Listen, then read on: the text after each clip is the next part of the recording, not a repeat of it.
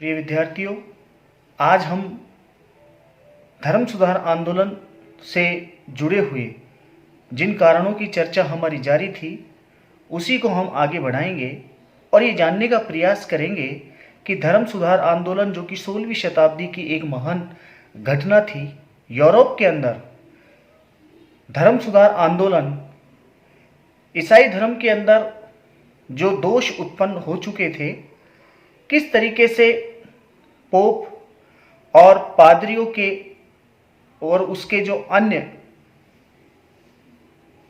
धर्माधिकारी थे उनके बीच जो बेसिक मूल सिद्धांत थे, उन सिद्धांतों से हट करके वो ऐशो आराम का अपना जीवन यापन करने में लगे हुए थे।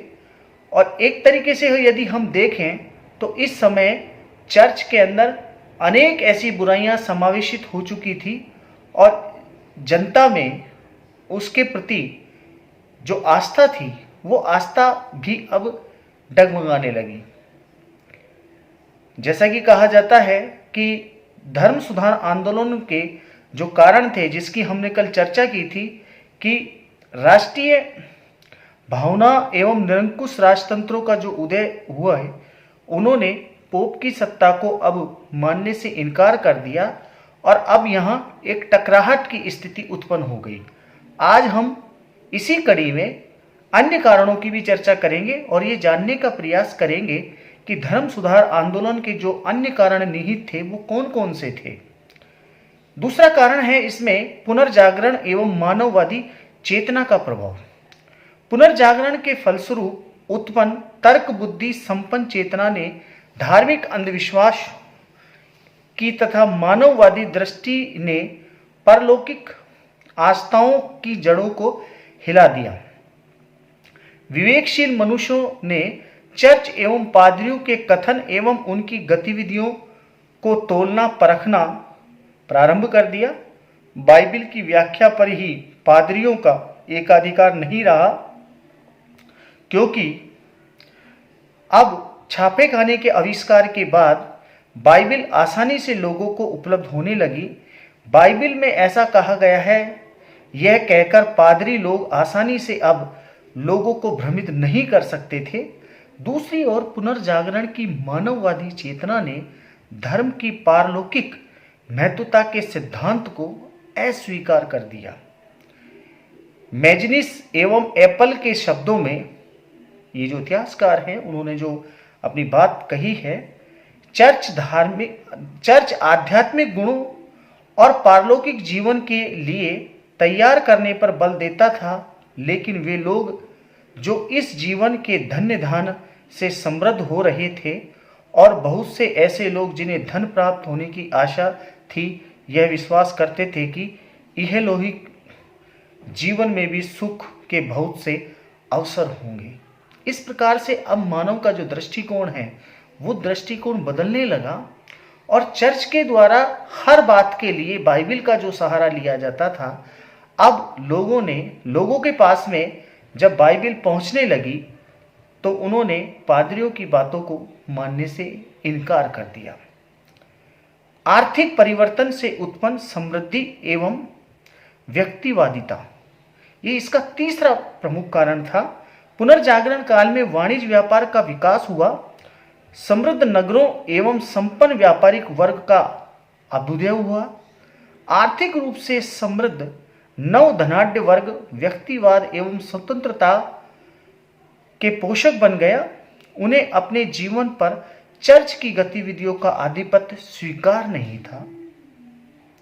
उन्हें चर्च का यह नियम पसंद नहीं था कि सूद पर न कर्ज लेना चाहिए न देना चाहिए। इस नव धनाढ्य वर्ग ने धर्म के मामलों में पादरियों की मध्यस्थता को अस्वीकार कर दिया। उन्हें विश्वास था कि आर्थिक समृद्धि की भांति आध्यात्मिक लाभ भी व्यक्ति द्वारा स्वयं प्राप्त किया जा सकता है। पुनर्जागरण काल में हुए आर्थिक परिवर्तनों से लाभान्वित व्यापारिक वर्ग ने जहां एक ओर चर्च की शक्ति को कमजोर करने के लिए राजाओं का साथ दिया, वहीं दूसरी ओर उन्होंने धर्म सुधार आंदोलन को अपना भरपूर भावनात्मक सहयोग भी प्रदान किया। कहने का अभिप्राय कि पुनर्जागरण के परिणाम स्वरूप जो आर्थिक परिवर्तन उत्पन्न हुआ और जिस प्रकार से व्यापारी वर्ग का अभ्युदय हुआ, उन्होंने अब चर्च की जो बढ़ती हुई जो सत्ता थी, उसके जो एकाधिकार थे, उन एकाधिकारों को उन्होंने चुनौती देना प्रारंभ कर दिया। अगला कारण है इसके अंतर्गत चर्च की खोखली सिद्धांतपरकता, विलासिता एवं अनाचार।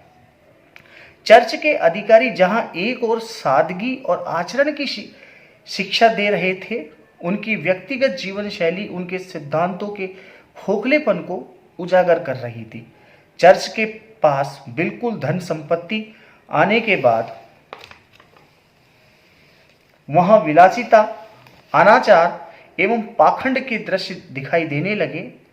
पोप अलेक्जेंडर षष्ठम, जिसका कार्यकाल है 1492 से 1503 ईस्वी, वह अपने भ्रष्ट आचरण के लिए कुख्यात था।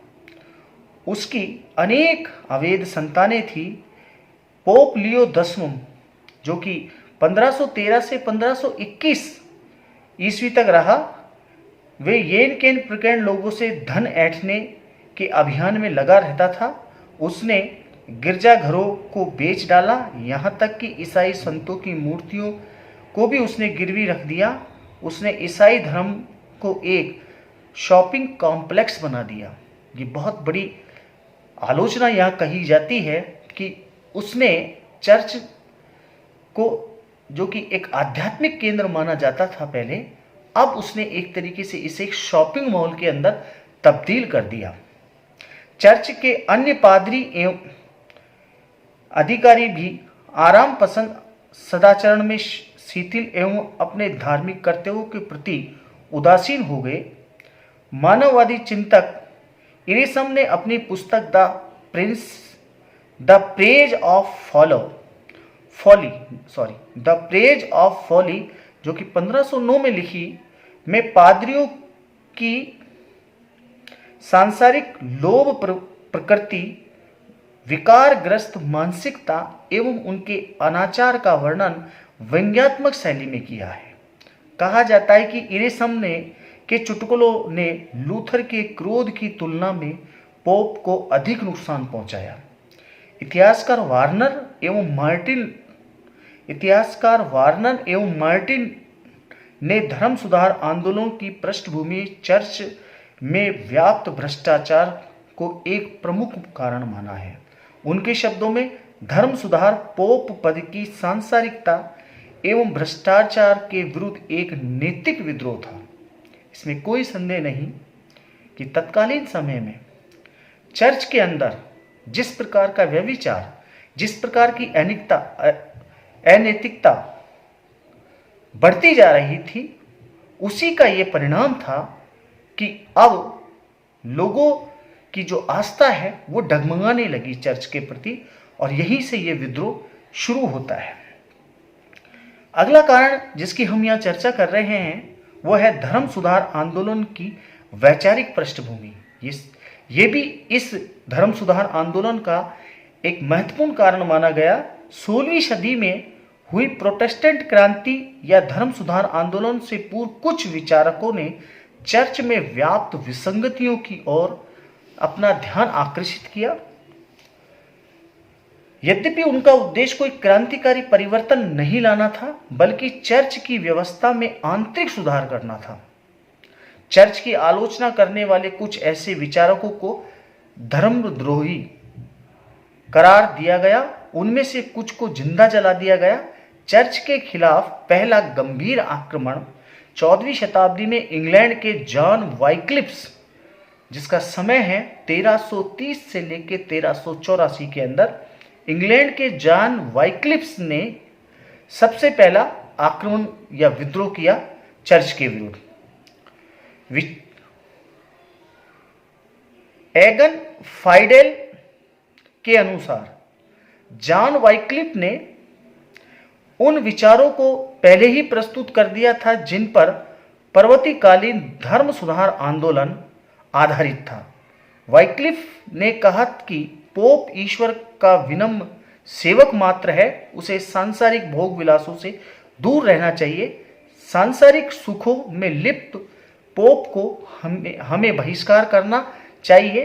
वाइक्लिफ ने यहाँ तक कहा कि चर्च के लिए पोप का होना आवश्यक ही नहीं है, प्रत्येक व्यक्ति को बाइबिल स्वयं पढ़ने व समझने का अधिकार है।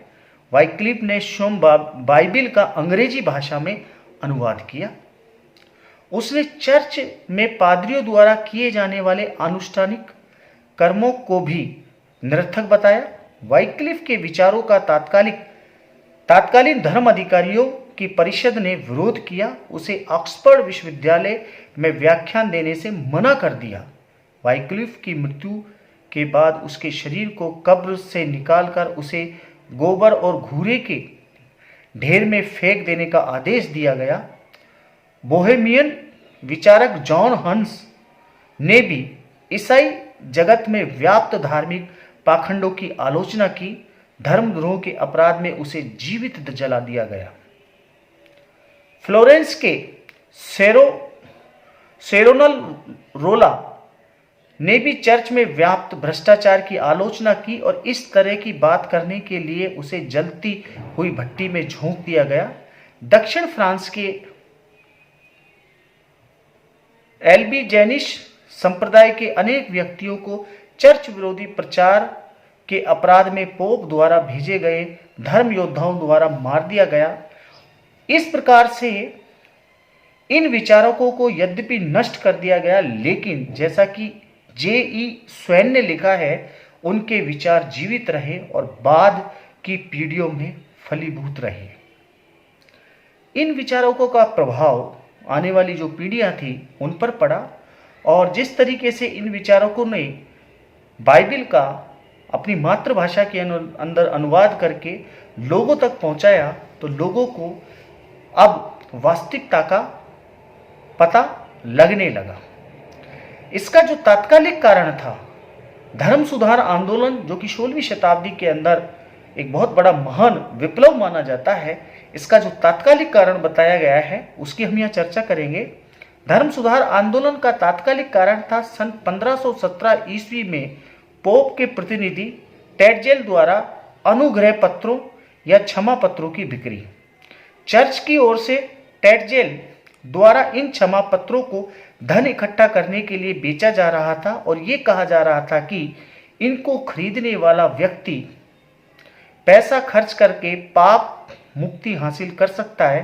भ्रष्टाचार के इस खुले खेल के विरोध में मार्टिन लूथर ने अपना विरोध पत्र 95 थीसिस 95 प्रतिस्थापनाओं के नाम से विटनबर्ग के गिरजाघर पर उसने लटका दिया। मार्टिन लूथर के इस कृत्य से धर्म सुधार आंदोलन का सूत्रपात हुआ।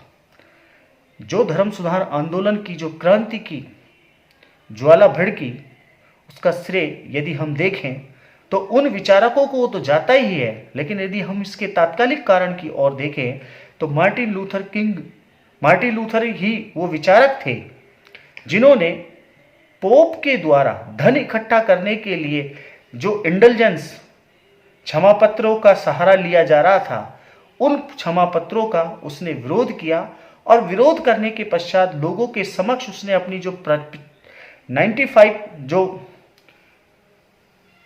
प्रतिस्थापनाओं को, जिनको थीसिस कहा गया है, 95 थीसिस, उनको उसने विटनबर्ग के गिरजाघर पर लटका दिया, जिससे लोगों को इस बात का जानकारी मिली। चर्चा हमारी जारी रहेगी। धर्म सुधार आंदोलन या प्रोटेस्टेंट के जो मूल सिद्धांत थे वो किस प्रकार से हुए और किस प्रकार से चर्च के बीच में, पोप के बीच में और मार्टिन लूथर के बीच में जो एक संघर्ष जारी रहा। धन्यवाद।